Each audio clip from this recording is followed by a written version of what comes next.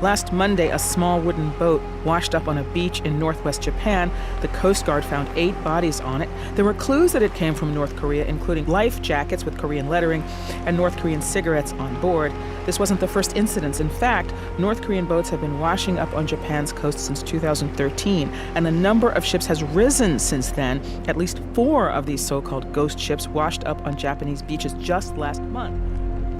These mysterious deaths were reported internationally.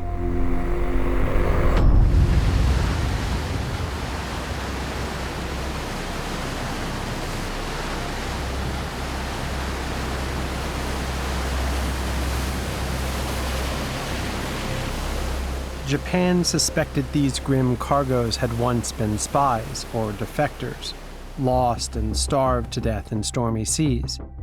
In addition to the mystery of these dead men, another curious fact also intrigued me. In Korean waters, squid numbers had plummeted by over 70%. The total amount of squid caught in Gangwon-do province, a regional specialty from the nation's East Sea, has fallen by more than half in a decade. The Gangwon-do provincial government estimates local fishermen could face financial losses of more than $80 million. For the first time, and with the help of revolutionary new satellite tracking technology, we were able to investigate what linked the dead men and the disappearing squid. Two-thirds of the planet is covered by water. It's our planet's wildest frontier, breathtaking as much as it is vital to all life. A place of discovery and endless reinvention, a metaphor for freedom, as well as a profoundly dystopian realm where the darkest of all humanities play out. Over 50 million people work at sea, and human rights and environmental abuses often occur with impunity. Six of you. 6 people. We are sleeping in here. So hot. I've never ever seen this bad. My name is Ian Urbina. As a journalist, I've spent the past decade reporting from this lawless frontier. I run an investigative journalism organization called the Outlaw Ocean Project that reports about crimes happening in this space.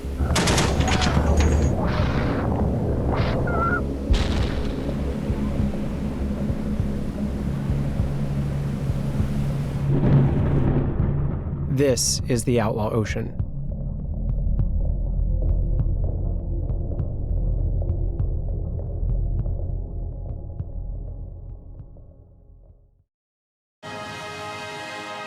주체 배고 2016년 1월 6일 10시 주체 조선의 첫 수소탄 시험이 성공적으로 진행되었다.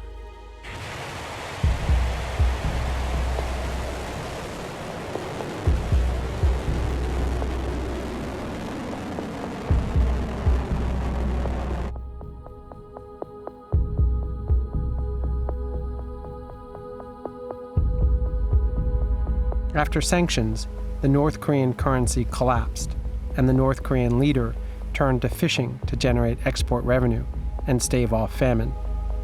Soldiers were forced to become fishermen overnight to bolster the effort. Many thought that the dead who washed ashore in Japan weren't defectors at all, but seafarers desperate to catch food, poorly trained, navigating ill-equipped boats, straying too far in the high seas. Fuel had run short, engines had stalled, a storm had finished them off. All North Korean stories are hard to investigate. Gaining access is difficult. It's harder still if it involves its unclaimed corpses washed up on foreign shores. As recently as about 5 years ago, we really had essentially no idea who was fishing where in the world's oceans. I partnered with Global Fishing Watch, a new NGO that's become a game changer. We'd like to identify where vessels are turning off their transponders, or it's called going dark. For us, when a vessel goes dark, it raises suspicion. It's a clue that something might be up on the water. But we don't know because we can't see it. That is all changing now with this new satellite technology. What you can do is you can combine the GPS positions with the images to see how many vessels out there are not broadcasting their locations.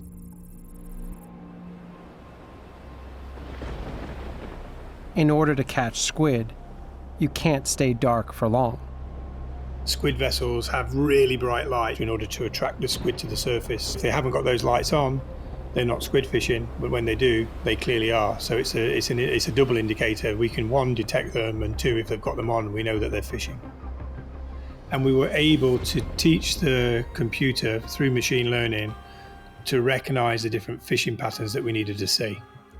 And what we discovered after looking over a year's worth of data is there was probably 1,000 vessels fishing illegally in North Korean waters in contravention to UN sanctions.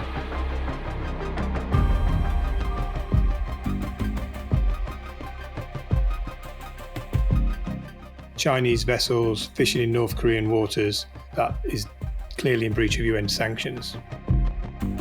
And news reports captured the deadly consequences. North Korean boats, which are not as strong and well built as the Chinese boats, were displaced. They were pushed further out to sea, and we now know that these ghost boats probably originated from this displaced fishery in North Korea. When Global Fishing Watch did this incredible data mining that largely proved China's role in the ghost ships, they contacted my team and asked us to investigate further, to get on the water and to lay eyes on the ships directly. I went to South Korea with my videographer, Fabio Nascimento, and we also brought one of their data scientists, Jae-yoon Park. We bought our way onto a South Korean squid ship that agreed to take us out to the key location at sea where we believed we had the best chance of witnessing Chinese vessels moving into North Korean waters. We'll be there for 36 hours, probably not sleeping, probably a little bit miserable, depending on the sea conditions. Yeah, we can get as many Chinese vessels as possible and say hello.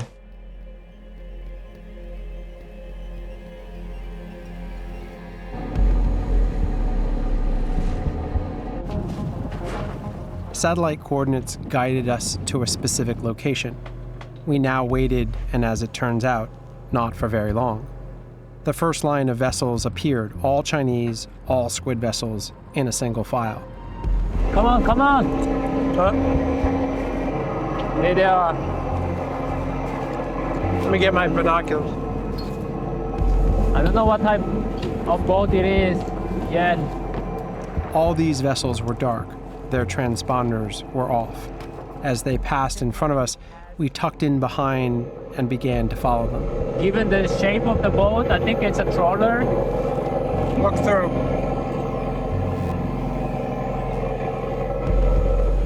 But they are really dark vessels. They don't appear on the monitoring. Only radar we can see some metal object moving. Okay, all right. And there are three? This guy behind? There are four. There are four. Are these trawlers? Look like very much trawler. Wow, I've never seen this. You can see really the structure of the vessel. It's wild. It's really wild. We were able to gather valuable evidence that they were all Chinese and that they were all squid vessels. We put up a drone to get a closer look and document further identifying details. 드론이라고 있잖아요. 그것도 올려가지고 그거로도 할 거예요. We then radioed to the Chinese and tried to make contact with them. They didn't reply. Well, not verbally anyway. But their message became clear. They're annoyed. Yeah. We see another boat very close. Looks very modern. We're getting very close. In fact, we're on a collision course. Flying boat. We peeled off at the last minute to avoid a collision. That happened. Okay. The Chinese swatted at us. Right. The aggression leveled at us was illustrative of the muscular way that these fleets operate on the high seas. The next morning, we encountered a second cluster of Chinese vessels. We gathered more evidence of the size of the fleet, the direction of travel, and whether they were flying Chinese flags. We were so close, I could even see their numbers. but it's got Chinese characters in front. This guy's coming right at us. Should we be worried about that? We got 2 more over here. So what's our total tally then? 1, 2, 3, 4, 5, 6, 7, 8, 9. Wow, this is like unbelievable. Look at it, like. They're all coming. Well, it's also just like zombies. there's so many of them. We returned to the United States with an enormous amount of evidence. Human intelligence gathered on the seas, corroborated by artificial intelligence in the skies, proving that, beyond a doubt, giant squid fleets were illegally raking clean North Korea's waters. Of why so many North Korean bodies were washing up on Japanese shores, and why the squid stock in the area was disappearing. Today, China is the ocean's uncontested superpower. It commands the largest fleet in the world, and according to the UN, hauls in 15.2 million tons of marine life a year, which accounts for 20% of the global seafood catch. I've since reported on similar fleets operating off South American waters, around the Galapagos and Falkland Islands, and off the coast of Patagonia, in waters so densely packed by Chinese squid vessels that from the sky at night, these trawlers appear like a city of lights.